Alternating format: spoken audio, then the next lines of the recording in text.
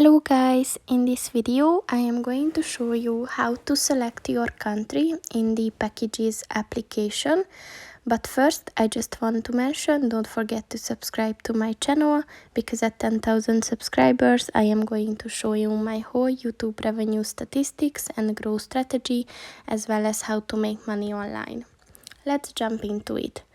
First of all, open the application on your phone.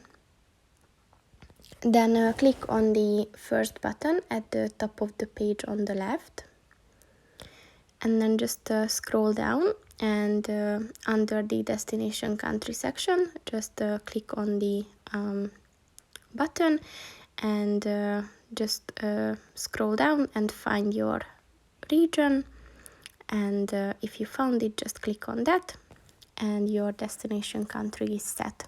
So that's pretty much it for this video, guys. See you in the next one. Goodbye.